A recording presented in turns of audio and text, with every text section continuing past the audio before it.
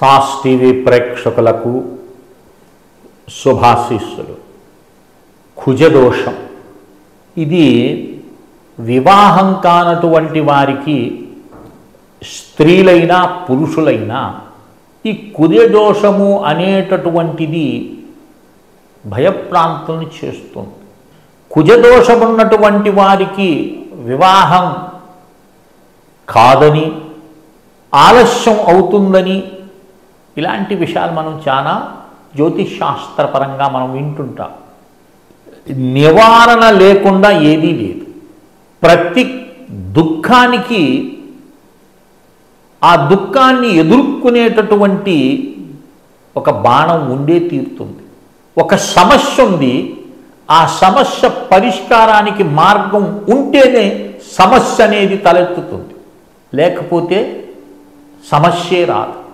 కనుక ఇక్కడ కుజదోషము అనేటటువంటిది ఒక దోషంగా జ్యోతిషాస్త్రంలో చెప్తారు. లేదు, స్త్రీ పురుషులు ఇద్దరికీ, వధూవరులకు ఇద్దరికీ కుజదోషం ఉంటే ఇద్దరినీ చేర్చినాం అనుకోండి, వారికి అద్భుతంగా కలిసి వస్తుందని కూడా నానుడి ఉంది. ఏది ఏమైనప్పటికీ ఈరోజు నీకు కుజదోష నివారణ చెప్తాను. ఇది చాలా స్వల్పమైనటువంటిది, అనుష్ఠానం చేయటానికి తగినటువంటిది. అంత పెద్ద ఖర్చు ఏమీ ఉండదు. అది ఇంట్లో మీరు స్వయంగానే చేసుకోవచ్చు.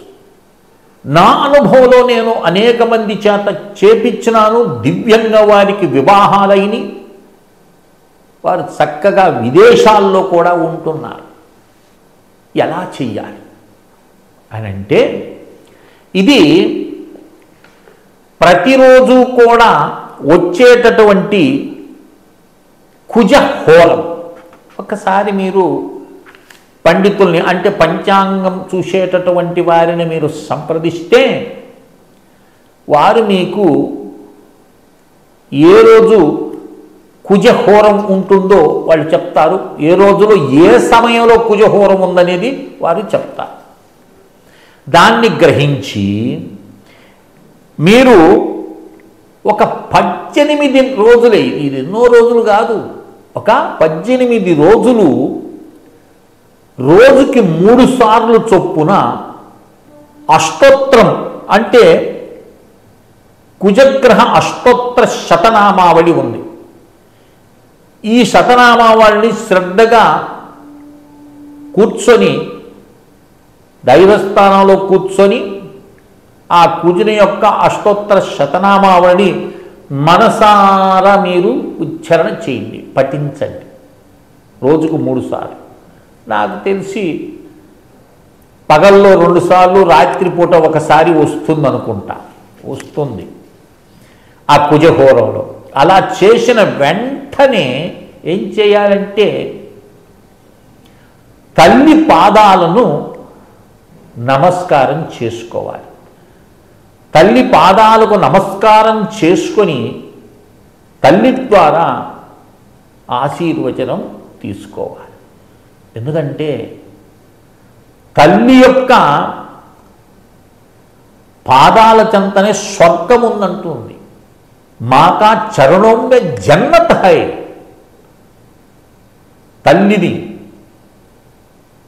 తల్లి ద్వారా మంత్రాన్ని గ్రహించామనుకోండి, ఒక పీఠాధిపతి ద్వారా లభించినటువంటి మంత్ర బలంతో సమానమైనటువంటిది.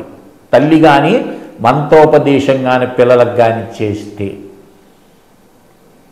కనుక ఆ తల్లి పాదాలకు నమస్కారం చెయ్యాలి.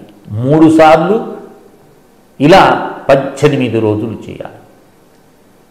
ఈ 18 రోజులు ఒక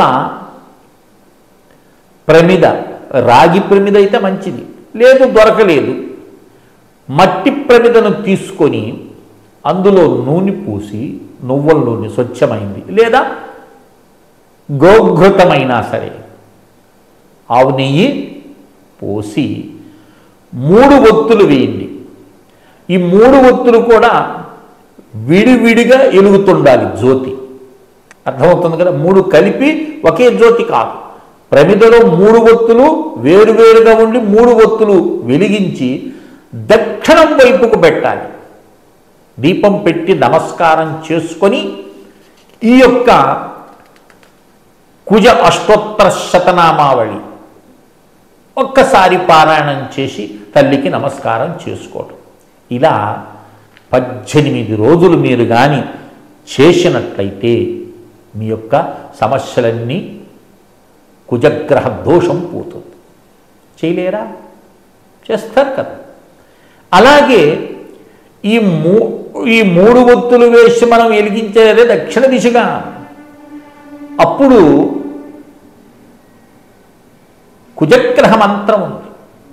ఈ మంత్రాన్ని ఒక 108 సార్లు జపం చేయండి. ఆ జపము శ్రద్ధగా చేయండి. అష్టోత్తరం అయిపోయిన తర్వాత జపం చేయొచ్చు, లేదా జపం చేసే అష్టోత్తరం అన్నా చేయొచ్చు. అలా చేసి తల్లి పాదాలకి నమస్కారం చేయాలి. ఆ కుజగ్రహం యొక్క మంత్రాన్ని చెప్తాను, రాసుకోండి. ఓం క్రాం క్రీం క్రౌం సహ భౌమాయ నమః. 108 సార్లు ఈ మంత్రాన్ని 18 రోజులు చెప్పినాను కదా. ఇది కుజహోరంలో కుజగ్రహ అష్టోత్తరం చేయమని దాని పాటికి 18 రోజులు చేసేసినాం. ఈ మంత్రాన్ని కనీసం ఒక 40 రోజులు మీరు జపం చేయండి. దైవ సన్నిధిలో కూర్చొని ఆ దీపం పెట్టుకొని 3 ఒత్తుల దీపం దక్షిణం వైపు పెట్టి ఎంత భయంకరమైనటువంటి కుజగ్రహ దోషమైన కుజదోషమైన హరించుకుపోతుంది. చేసి చూడండి. దీనికోసం మీరు ఎంతో ధనాన్ని అక్కడ తిరిగి ఎక్కడ తిరిగి ఆ స్వాముల దగ్గరికి వెళ్ళి ఈ స్వాముల దగ్గరికి వెళ్ళి మీ ధనాన్ని వృధా చేసుకోవద్దు. దోపిడీదారులు ఎక్కువగా ఉన్నారు ప్రపంచంలో. నీ బాధే మాకు పెట్టుబడి.